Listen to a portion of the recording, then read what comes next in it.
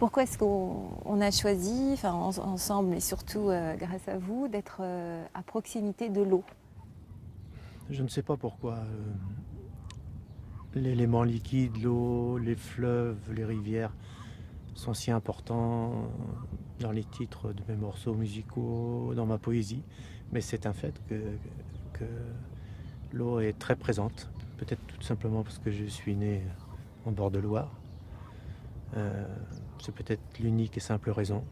Euh, mais les fleuves, les rivières s'imposent systématiquement, presque comme métaphore dans mon langage poétique.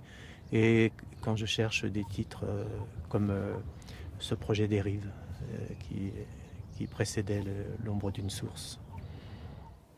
Alors justement, l'ombre d'une source, là c'est un album qui est différent des autres, en ce sens que cette fois-ci il y a des mots qui sont présents et qui sont écrits par vous. Pourquoi avoir tant attendu pour les montrer, les écouter, les dire? Il y a des romanciers comme Yashar Kemal, qui est une grande influence pour moi, le romancier turc, ou Faulkner, le romancier américain, qui ont toujours considéré que la poésie était la forme littéraire la plus exigeante. Et pour un musicien comme moi, je ressens la même chose. Je lisais récemment des entretiens avec Henri Cartier-Bresson, le photographe, et il dit la même chose aussi. Son modèle, c'est la poésie. J'ai souvent dit que quand j'improvisais, quand je compose, c'est un geste poétique.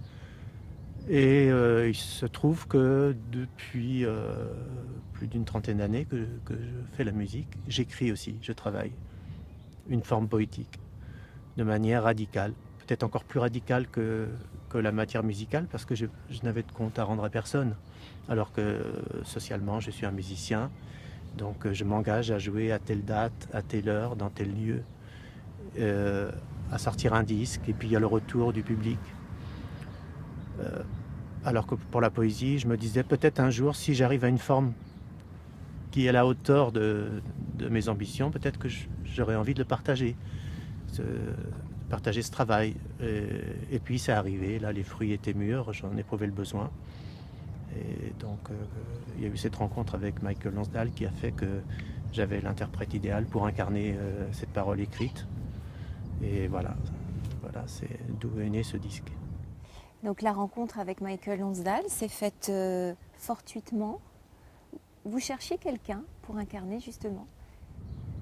Euh, Pendant longtemps, j'ai cherché à confronter ma musique avec la poésie. Euh, des poèmes d'autres auteurs, des romanciers, euh, parce que je défendais le fait que mon langage musical est une parole. Et je voulais qu'on le reconnaisse à la même hauteur que le langage littéraire. Donc j'avais travaillé avec des comédiens, mais j'avais jamais été satisfait pleinement de ces expériences. Et lorsque, il y a 2 ans de ça, on s'est retrouvés dans le même festival avec Michael Lonsdale, festival de Sète, festival de poésie, où moi j'étais là comme musicien.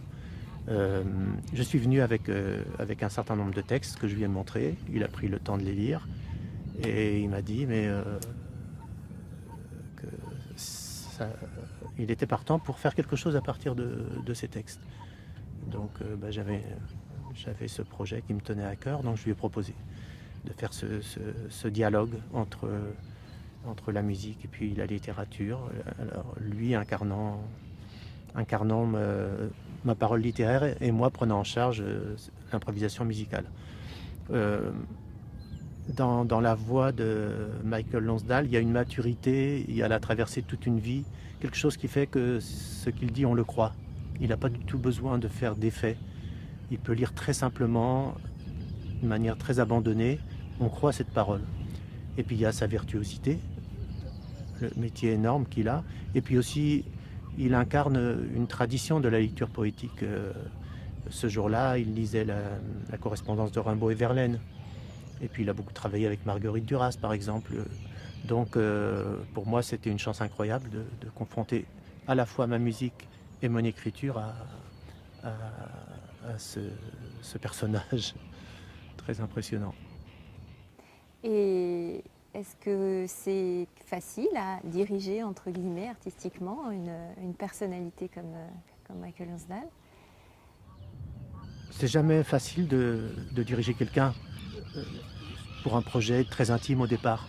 Parce qu'au départ, la source d'une composition musicale ou d'un poème, c'est une émotion intime et on la partage avec quelqu'un, des musiciens ou là, un comédien. C'est jamais facile parce qu'on veut être fidèle à sa propre parole, puis en même temps, le partage, la compréhension de la personnalité de l'autre est très importante aussi. Et le résultat, c'est quand même la rencontre de plusieurs personnalités. Bien sûr, l'énorme respect que j'ai pour lui aurait pu être un frein, un poids, mais en réalité, j'étais tellement convaincu de ce que je voulais dire. Et puis il y avait ces deux éléments. Je voulais montrer enfin mon écriture poétique et je voulais continuer à défendre ma parole musicale. Donc il y avait ce défi-là, ce défi très ancien de défendre la musique comme une parole, et puis ce défi nouveau qui était de partager mon écriture avec mon public. Donc ce désir-là était très fort. Donc il y avait beaucoup plus de plaisir, de jouissance que de difficulté dans cet enregistrement, dans cette préparation. Mais bien sûr, si je disais que c'était facile, ce serait faux. Ce serait faux. Mais il y a dans la vie beaucoup de choses qui sont pleines de jouissance et qui sont difficiles à obtenir, et ça en fait partie.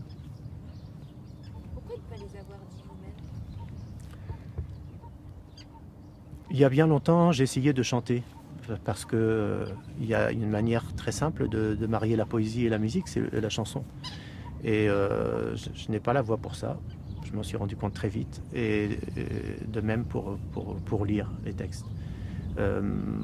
Je suis musicien, donc j'entends la voix vraiment comme une musique, comme un instrument, le grain de la voix. Quand j'entends ce grain de voix de Michael Lansdale et la manière virtuose dont il peut lire, dont il peut articuler le rythme, la prosodie, c'est une maîtrise instrumentale, musicale. Et donc ça ne s'improvise pas. J'aurais aimé pouvoir chanter. Pour moi, le modèle, quand je joue de la musique, le modèle, c'est le chant. Mais je n'ai pas la voix pour ça. Je dois collaborer avec des artistes qui ont cette capacité, et c'est ce que j'ai fait. Alors comment se surgit d'une certaine manière ou vient l'envie d'écrire et comment ça se passe? Est-ce qu'il y a des moments qui se ressemblent ou pas? Ça, c'est vraiment une question difficile. Peut-être il y a deux choses. Il y a le fait que tous les êtres humains, ils sont sensibles, ils ressentent des choses. Et puis après, il y en a qui arrivent à les exprimer, alors d'une manière ou d'une autre. Ça peut être certains, ça va être par le fait d'échanger avec les autres, de leur faire à manger, d'autres, ça va être par la peinture, d'autres par l'écriture. Je pense qu'il y a des formes artistiques, il y en a même dans la vie quotidienne. Moi, au départ, si je suis devenu musicien, c'est parce que j'arrivais pas à exprimer par les mots ce que je ressentais. Et paradoxalement, aujourd'hui, avec un peu plus de maturité, un petit peu plus de maturité, j'ai l'impression que je peux arriver à dire des choses grâce à la poésie. Et la poésie, j'en ai beaucoup lu. Peut-être il y a ça aussi. On ressent des choses, c'est confus, ça nous remue, c'est quelque chose qu'on sent qui est très important, qui peut nous rendre soit très heureux, soit très malheureux. C'est sûrement un rapport entre ce dont on peut rêver et ce qu'on vit, tout ça. Et puis, on lit une poésie, ou on écoute une musique, on voit une peinture, et on se dit, mais c'est exactement ça que je ressens. Ce peintre, il y a 300 ans, il a peint quelque chose qui exprime exactement ce qu'aujourd'hui moi je ressens. Ou alors cet écrivain. Et donc, après on s'est dit, mais peut-être on peut arriver à exprimer ça, puisqu'on l'a ressenti de la part de quelqu'un d'autre. Je pense que c'est ça qui se passe. Et la poésie, j'en ai toujours beaucoup lu, ça m'a toujours énormément inspiré pour la musique. Mais bon, j'en ai écrit, mais il m'a fallu, presque 40 ans pour arriver à une forme qui me semble suffisamment solide pour pouvoir la partager. Alors que la musique, comme c'est quelque chose qu'on partage dès le début, au début je jouais de la musique sans être professionnel, et puis je me rendais compte que dès que je jouais quelque chose d'intime, c'est là où ça touchait le plus les autres, paradoxalement. Comme si l'intime, il contient quelque chose d'universel.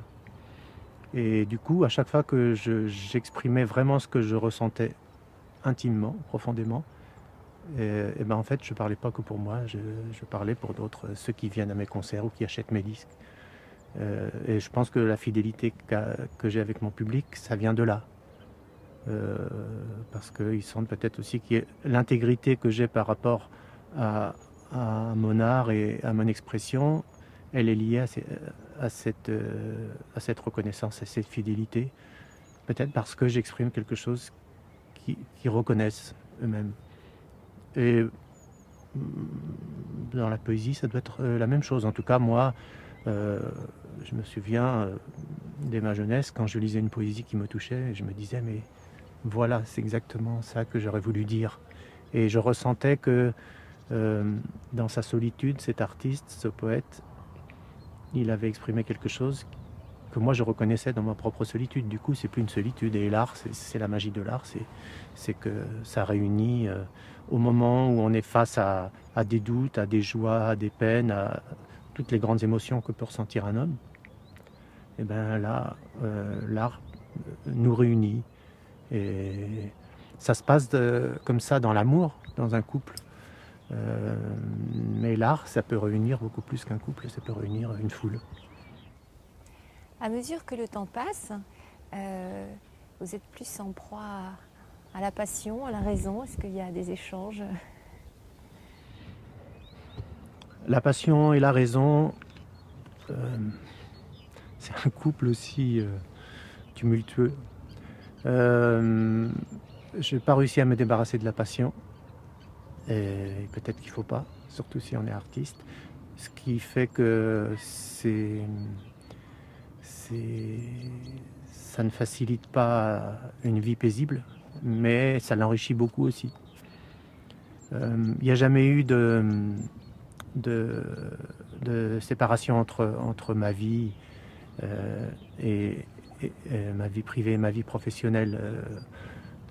C'est intimement lié et c'est difficile à vivre, mais c'est essentiel aussi.